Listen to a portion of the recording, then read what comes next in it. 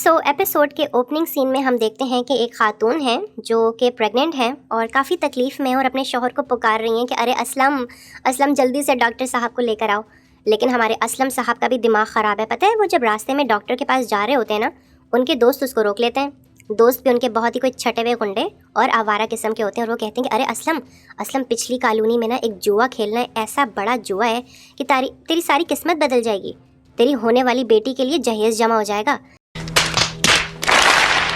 तो खैर असलम निकम्मा निकल जाता है जुआ खेलने के लिए। वहाँ पे मोहल्ले का दादा भी बैठा हुआ होता है और ये मोहल्ले का दादा उसको बोलता है कि अगर तू ये जुआ जीत गया तो तेरे वारे न्यारे कर दूंगा मैं।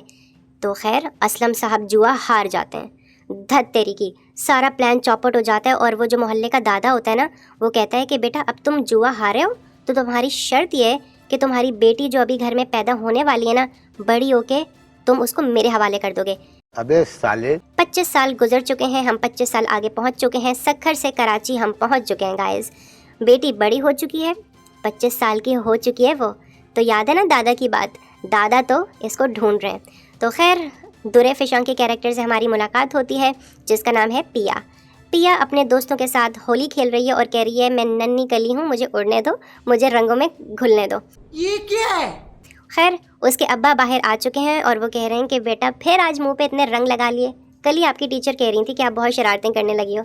तो खैर हमारी पिया कहती है कि बाबा आप मुझे कभी गिरने नहीं देना, ठीक है। तो उसके अब्बा कहते हैं कि बिल्कुल बेटा, जिसकी आप जैसी बेटी हो उसको तो ऐसे परों पे उठा के रखूँगा मैं। तो वो कहती है कि चले पापा अब घर चले, मुझे भिंडी खाने का दिल चाह रहा है, मामा ने आज भिंडी बनाई होगी मेरे लिए। अच्छा खैर दूसरी तरफ हमारी मुलाकात होती है अहमद अली अकबर के साथ। परिजात के बाद फाइनली अहमद ने कोई ढंग का कैरेक्टर किया है और वो प्ले कर रहे हैं सांवल का कैरेक्टर, जो कि एक आशिक है, एक ऐसा आशिक जो अपनी पुरानी मोहब्बत को भूल नहीं पा रहा है और अपने आसपास के लोगों का बहुत ख्याल रखता है। यारों का यार है हमारा सांवल। तो खैर अपने दोस्त को कहता है ये ले पकड़, 4000 रुपये ले और अपनी बेगम को जाके दे, क्योंकि इसकी बेगम थोड़ी बीमार है, दिमाग की मरीज़ा है इसकी बेगम। तो खैर काफ़ी ख्याल है हमारे सांवल को अपने दोस्तों का। उसका दोस्त पैसे तो ले लेता है लेकिन कहता है कि सांवल साईं आपको पता है पुराने जो ठेके हमने दिए थे उसमें से कुछ लोग आ गए आज, कह रहे हैं कि हमारा हिस्सा दो हमें। तो खैर सांवल कहते हैं कि अबे उनका हिस्सा तो मैंने दे दिया था, किस मुंह से आए हैं लोग दोबारा, चल देखता हूँ मैं इन्हें। खैर वो अपनी जीप निकालता है और ऐसे सपाटे के साथ वहाँ पे पहुँच जाता है और उन लोगों का तिया पांचा कर देता है, सबका कीमा निकाल देता है हमारा सांवल। और खैर वो लोग माफ़ी मांग के वहाँ से भाग जाते हैं और सब लोग कहते हैं कि हमारा सांवल जिंदाबाद, साईं सांवल जिंदाबाद। तो बस बेजा हो जाती है। लेकिन फिर सांवल घर आके अपनी उन्हीं पुरानी यादों में जी रहा है। बेसिकली आज से 18 बरस पहले, नहीं 18 नहीं 8 बरस, आज से 8 बरस पहले हमारे सांवल की ज़िंदगी में एक दोशीज़ा थी, इस कदर खूबसूरत थी वो, उनका नाम था उनका नाम मुझे भूल गया। खैर एनीवेज़ हमारा सांवल उसको बहुत याद करता है और पल पल उसकी याद में सिगरेट फूंकता है और कैरम बोर्ड खेलता है। गाइस कैरम बोर्ड खेलना तो मुझे भी बहुत पसंद है, क्या याद दिला दिया सांवल तुमने। खैर अगले सीन में हम देखते हैं कि हमारी पिया अपने बाप से काफ़ी नाराज़ है और उसकी नाराज़गी की वजह यह है कि इसके अब्बा ने कहा है कि बेटा सामान पैक कर लो, हम इस इलाके को छोड़ के किसी दूसरे इलाके में जा रहे हैं।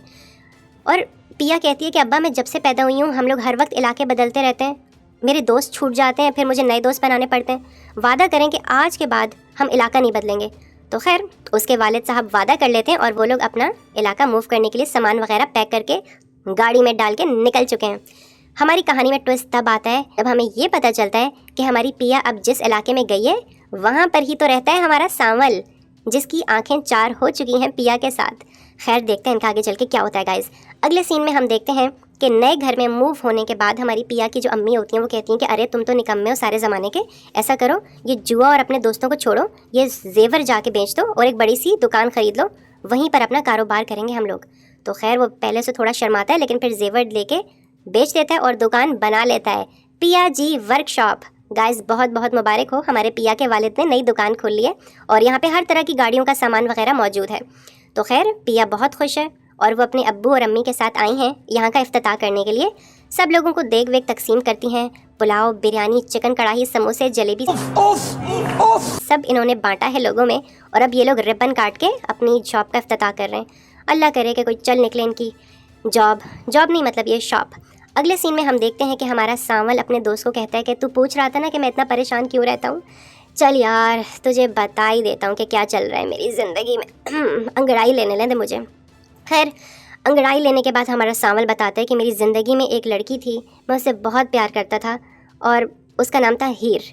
और हीर के वालिदैन को मैं पसंद नहीं आया। वो उसकी शादी किसी अमीरज़ादे से करवाना चाहते थे और मैं तो बस, मेरे पास क्या था, कुछ भी नहीं, बस मोहब्बत थी और मोहब्बत से पेट नहीं भरता। तो खैर उसके घर वाले आए, उन्होंने मुझे और हीर को जब एक साथ बात करते हुए देखा तो पकड़ ली और खूब ठुकाई लगाई हमारे सांवल की। हमारी हीर का एक भाई भी था, वो भी काफ़ी जवान था, जिम जाता था जिम, उसने भी बहुत पिटाई लगाई हमारे सांवल की। अरे 8 साल पहले सांवल था ही क्या, कुछ भी नहीं। तो बस उसी बात का दुख लेके सांवल के अंदर इतना गम और इतना गुस्सा है और उसने सोचा है कि ज़िंदगी में दोबारा कभी मोहब्बत नहीं करनी, सिर्फ पैसा कमाना है और जिम जाके ना बॉडी बनानी है और सबको मात दे देनी है, सबको चारों शाने चित कर देने हैं सबके। तो बस इसीलिए आज सांवल ऐसा है। तो गाइस देखें बेचारे का कितना खून निकाला है जालिमों ने। अरे कमबख्त, तो छोड़ दो हमारे सांवल को। तो खैर इसी के साथ एपिसोड क्लोज हो जाती है। मुझे कमेंट सेक्शन में बताएं कि किस ड्रामे के रिव्यू चाहते हैं आप मैं क्या करूं, और मेरी वीडियो को लाइक कर दें, मेरे चैनल को सब्सक्राइब कर दें और मैं आपसे मिलूंगा अब नेक्स्ट वीडियो में। तब तक के लिए खुदा हाफिज़ एंड शब्बा खैर।